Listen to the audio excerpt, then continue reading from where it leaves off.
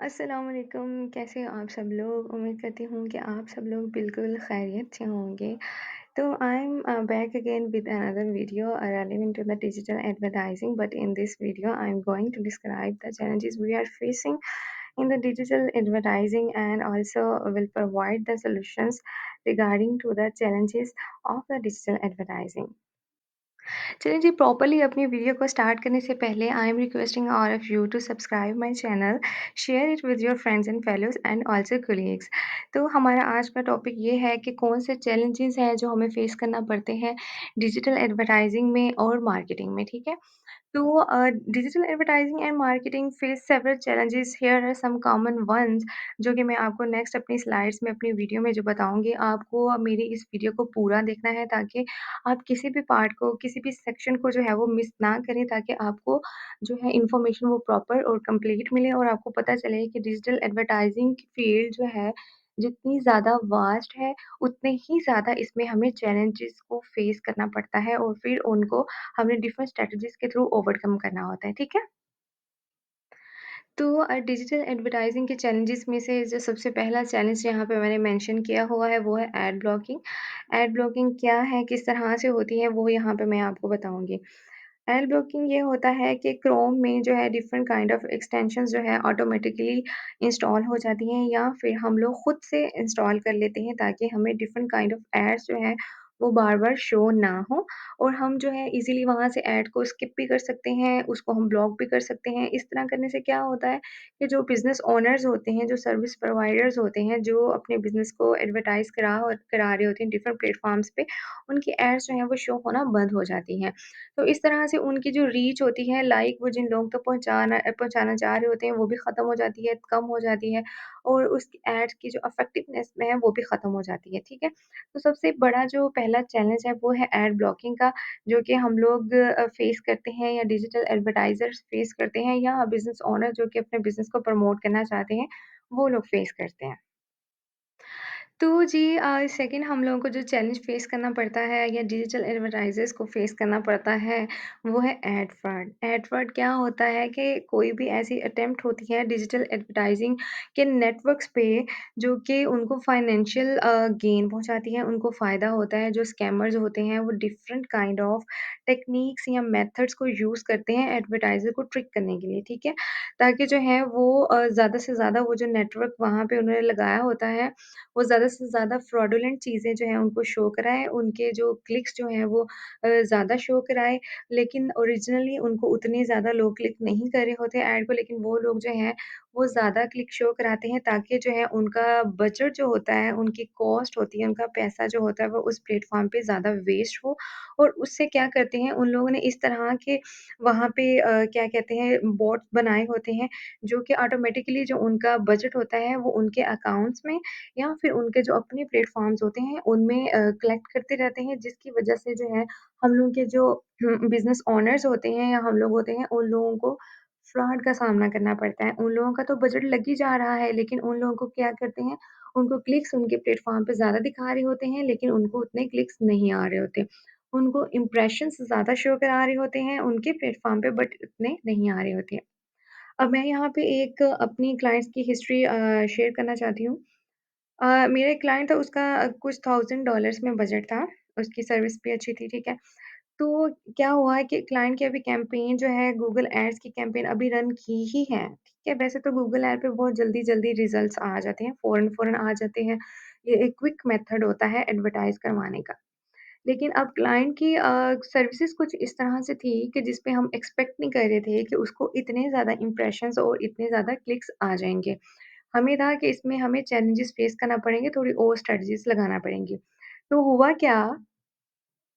ऐसा हुआ कि अभी हमने कैंपेन रन की है और साथ ही क्लाइंट को थाउज़ेंड्स में जो है वो इम्प्रेशन आना स्टार्ट हो गए और हंड्रेड्स में जो है उसको क्लिक्स आना स्टार्ट हो गए उसकी कैंपेन पे। और क्लाइंट का जो बजट था वो जितने थाउज़ेंड था वो लगना स्टार्ट हो गया, शुरू हो गया उसका बजट। लेकिन अब क्लाइंट को हमने रिपोर्ट करना थी, ज़ाहिर-सी बात है न्यू कैंपेन हम चलाते हैं, एडवर्टाइज़ करते हैं, बिज़नेस को तो डेली जो है रिपोर्ट लाज़मी करते होते हैं।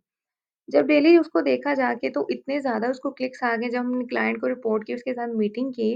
कि इसको चेक करो कि तुम्हें वाक़ई ही इतने जो लोग हैं वो कॉन्टैक्ट कर रहे हैं, इतने लोगों ने क्लिक किया है, तुम्हें वाक़ई ही इतनी क्यूरीज़ आ रही हैं, इतने फॉर्म्स तुम्हारे सबमिट शो करा रही हैं वहाँ पे वो हो रहे हैं या फिर नहीं हो रहे हैं। तो जब क्लाइंट ने अपनी सारी बैकएंड पे हिस्ट्री चेक की, सब कुछ चेक किया तो उसको जो है उतने ना तो क्लिक्स आ रहे थे और ना ही उतने उसके जो एड्स पे इम्प्रेशन वगैरह थे वो ओरिजिनली शो हो रहे थे। तो फिर हम लोगों ने गूगल की सपोर्ट से या जिस भी नेटवर्क पर हम लोग एडवर्टाइज़ करा रहे थे, वहाँ पे जब हमने जाके रिपोर्ट की, सब कुछ किया, तो फिर हमें जाके ये भी पता चला कि यहाँ पे क्लिक फ्रॉड जो है, वो चल रहा था जी। वो क्लाइंट्स को उतने क्लिक मिल नहीं रहे थे जितने वो थाउज़ेंड में शो करा रहे थे। उस 1000 में से उसको 10 जो है क्लिक्स मिल रहे थे जिसमें से 10 या 15 होंगे। लेकिन वो प्लेटफ़ॉर्म शो कर रहा था कि आपके उस या द थाउज़ेंड्स क्लिक्स की बेस पे आपको इतने $1000 चार्ज करना स्टार्ट हो गया हुआ है। जबकि उसका जो था चार्ज 10-15 डॉलर होना चाहिए था। अब ये हमारे लिए बहुत बड़ा चैलेंज आया हमारे पास कि इसको हमने ओवरकम कैसे करना है। ख़ैर उसको ओवरकम हमने कर लिया, हमने अपना रिफंड कराया, हमने जो भी टेक्निक्स होती हैं वो अप्लाई की, तो उसके थ्रू जो है हम लोगों ने इसको ओवरकम कर लिया था। तो ऐसा है कि इस तरह के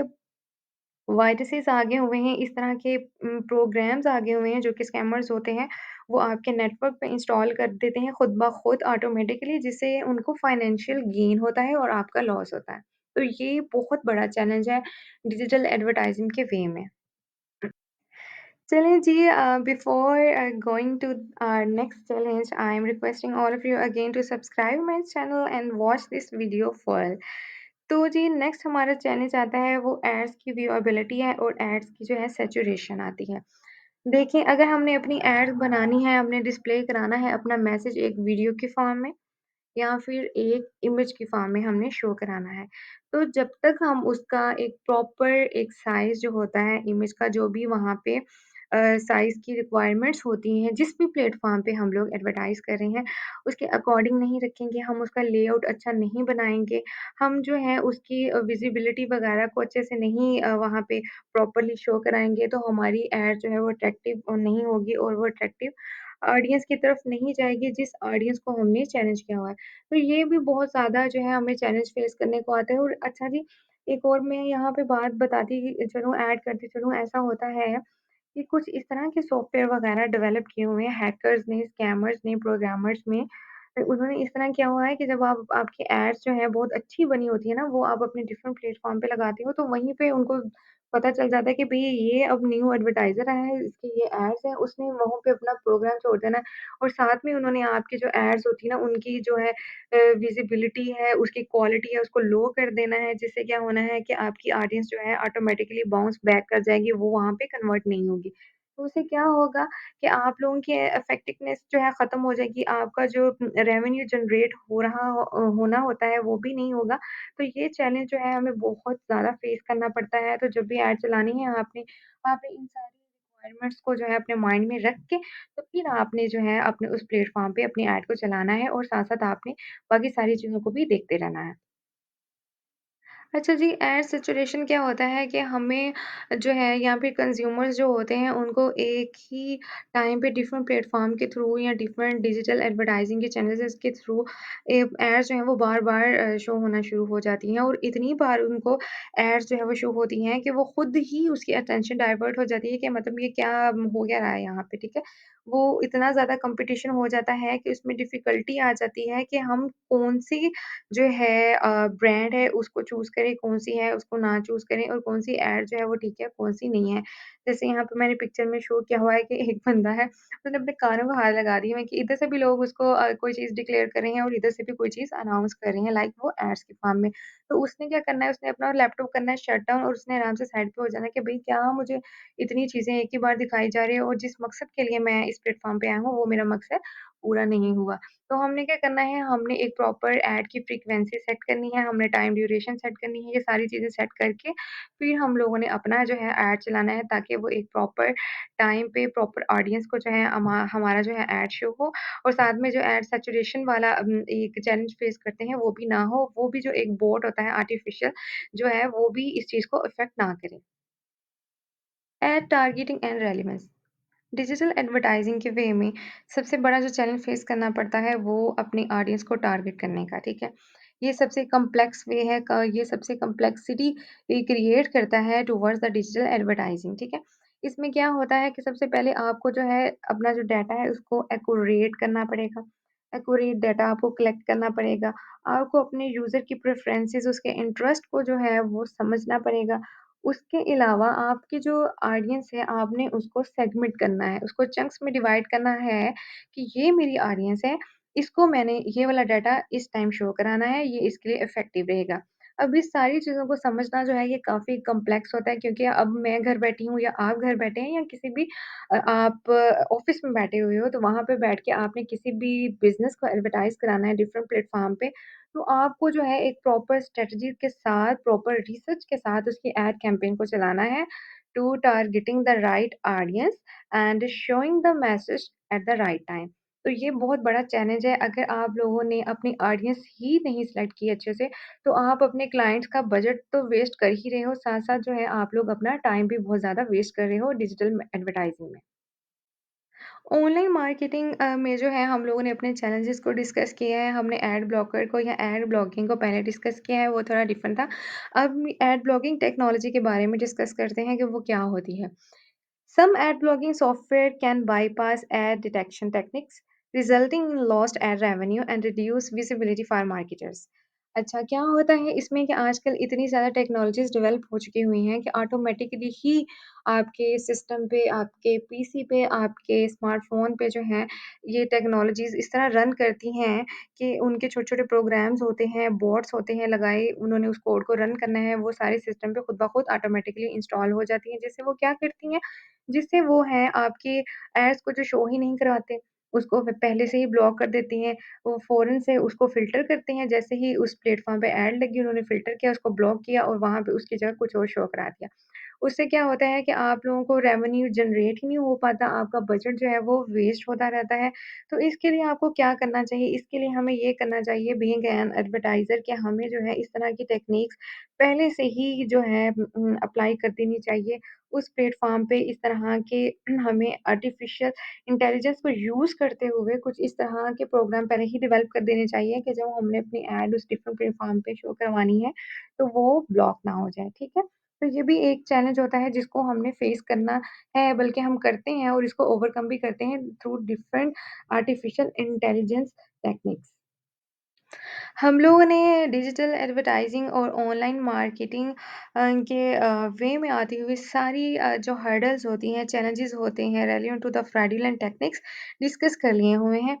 अब जो मेन हमारा पर्पस होता है एड्स को लगाने का या क्लाइंट के बिज़नेस को एडवर्टाइज़ करने का, वो होता है उसको रेवेन्यू जनरेट करके देना। उसने जो अपनी इन्वेस्टमेंट की होती है, उसके बदले में उसको क्या जनरेट हो रहा है, ये उसका मेन पर्पस होता है अपनी सर्विस को जो है डिजिटली एडवर्टाइज़ या प्रमोट करा के।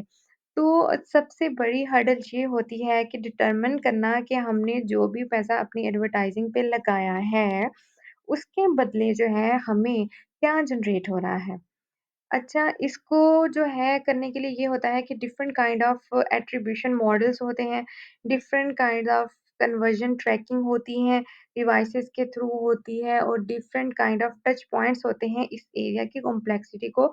जो है ओवरकम करने के लिए। अब देखें बीइंग अ डिजिटल एडवर्टाइज़र यहाँ पे मैं आपको एक एग्ज़ाम्पल ऐड करती जाती हूँ कि एक जो है वेबसाइट है या किसी भी चीज़ की सर्विसेज़ है, ठीक है? कोई भी प्रोडक्ट ले लेते हैं हम लोग, चलो हम लोग ब्रेसलेट्स ले लेते हैं, ठीक है? अब ब्रेसलेट जो है एक क्लाइंट मेरे पास आता है, उसने कहा है मुझे कि मेरे पास इतने ब्रेसलेट्स हैं, ठीक है?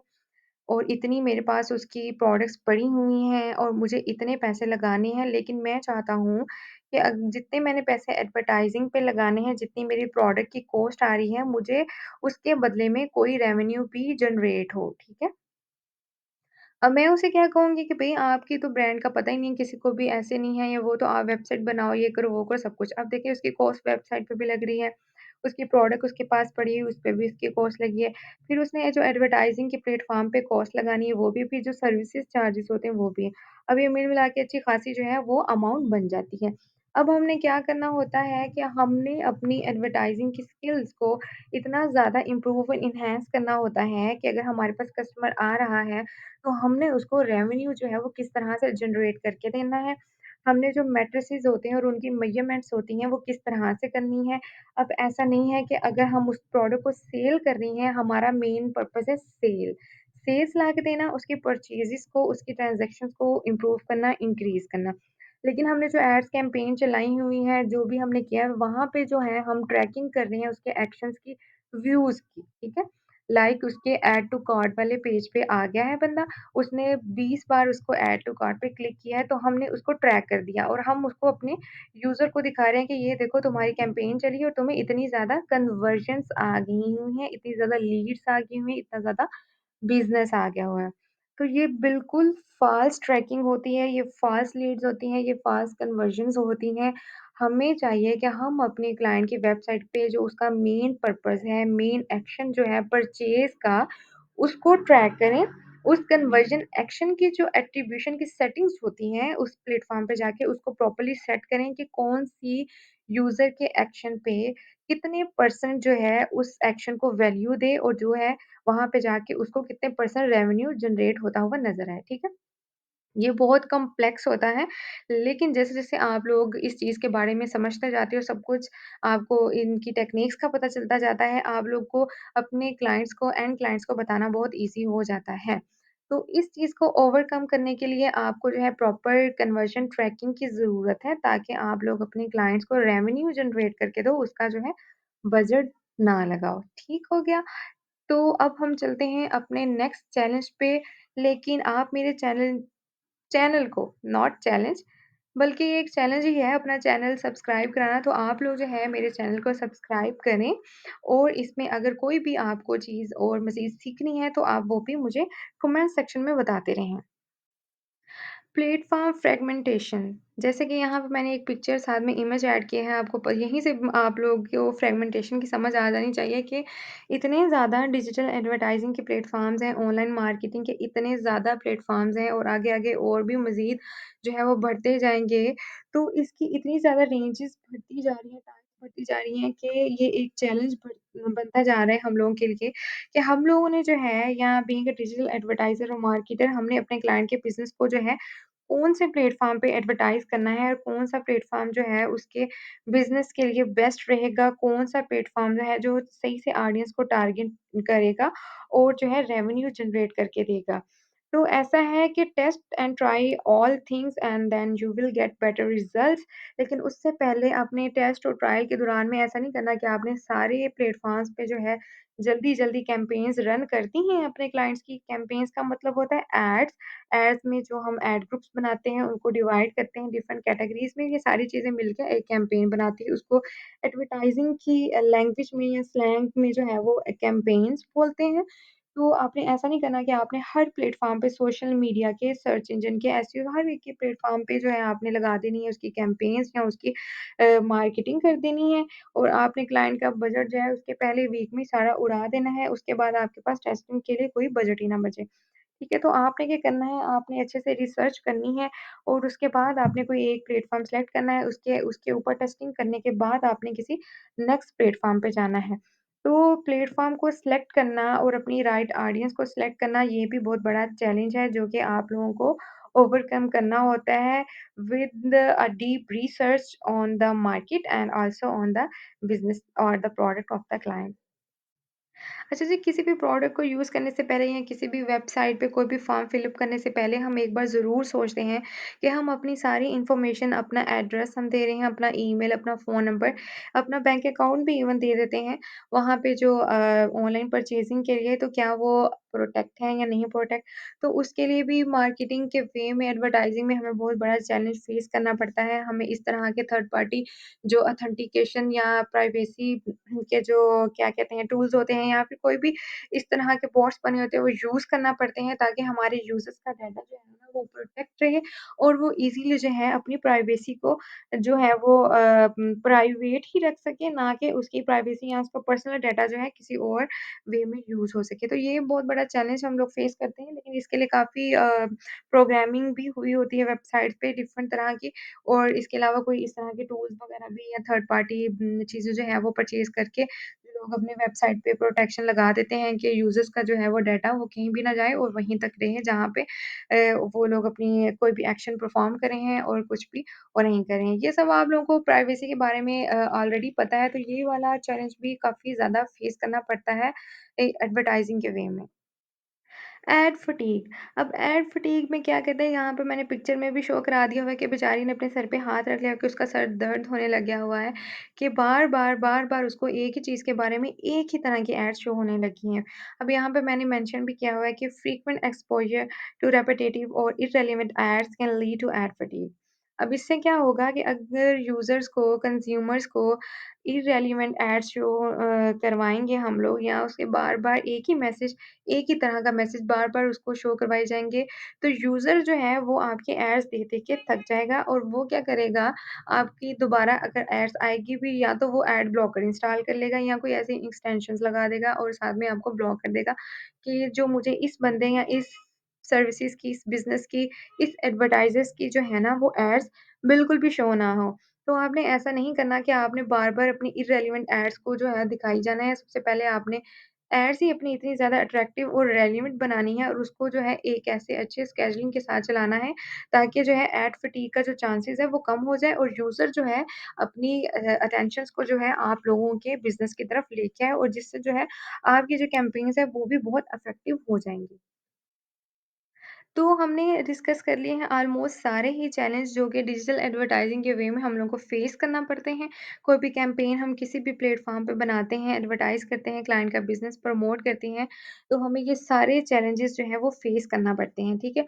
तो इन चैलेंजेस को जो है ओवरकम कैसे करते हैं, यहाँ पे मैंने मेंशन भी किया हुआ है कि these challenges require digital advertisers या marketers to adopt their strategies, leverage data-driven insights, and prioritize user experience and privacy to overcome the obstacles and achieve successful outcomes. अच्छा, इसमें क्या होता है कि being a marketer and advertising experts, हमें क्या है डिफरेंट काइंड ऑफ स्ट्रेटजीज को है अप्लाई करना पड़ता है। हमें अपने एक्सपीरियंस की बेस पे, हमें अपने पास्ट में या पास्ट हिस्ट्री में जितनी भी इस तरह की जो क्या कहते हैं चैलेंजेस हम लोगों को फेस किए होते हैं, उसकी क्या हिस्ट्री थी और हमने उसको कैसे ओवरकम किया, उसकी बेस पे हमें कोई जो स्ट्रैटेजीज़ हमने अप्लाई की होती हैं, उनको बना के रखा होता है, हमने वो नेक्स्ट टाइम पहले से ही अप्लाई कर देनी चाहिए हम लोगों को, ताकि जो है हम लोगों की एड्स की ब्लॉकिंग ना हो, कोई भी फ्रॉडुलेंट टाइप की हमारे पास क्लिक्स या इंप्रेशन ना आए। ये सारी चीज़ें हम लोगों ने अप्लाई कर देनी होती हैं। इससे क्या होगा कि आपकी यूज़र्स की प्राइवेसी बढ़ेगी, आपकी जो है बिज़नेस को एक्सपोज़र मिलेगा, और उसके साथ-साथ जो है आपके साथ आपका क्लाइंट या फिर कोई भी एजेंसी है, वो जो है लॉन्ग टर्म के लिए चलेगी। जैसे-जैसे ज़ाहिर बात है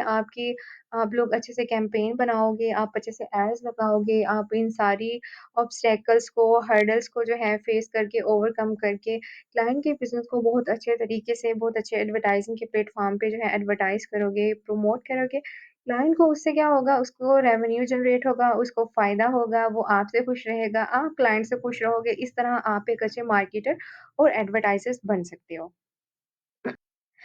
thank you so much all of you for watching my video. आप सब जो है मेरे चैनल पे बाकी वीडियोस को भी देखें, वहाँ से भी आप लोगों को काफ़ी अंडरस्टैंडिंग मिल जाएगी। मैंने जो है ऑनलाइन एडवर्टाइजिंग का कोर्स जो है फ्री ऑफ कॉस्ट यूट्यूब पे जो है बना के अपलोड करते जाना है, जिससे क्या होगा कि आप लोग देखते जाओ, आप लोगों को नॉलेज और इन्फॉर्मेशन जो है मिलती जाएगी। मैंने ये सोचा है कि मैंने नेक्स्ट जो है ना, मेरे जितने भी क्लाइंट्स वगैरह थे, जो भी मेरे पास प्रोजेक्ट्स आए थे, उसमें मुझे क्या चैलेंजेस फेस हुए थे, उसके बारे में भी मैं यहाँ पे वीडियोज़ बना के अपलोड करती रहूँगी। इसके लिए आपको क्या करना है, आपको करना है मेरे चैनल को सब्सक्राइब। आपने ये जो बेल का आइकन है, इसको करना है प्रेस, ताकि आपको जो है नोटिफ़िकेशंस मिलते रहें और आप मेरी कोई भी वीडियो को मिस मत करें। Thank you so much for all of you and अल्लाह हाफ़िज़, टेक केयर।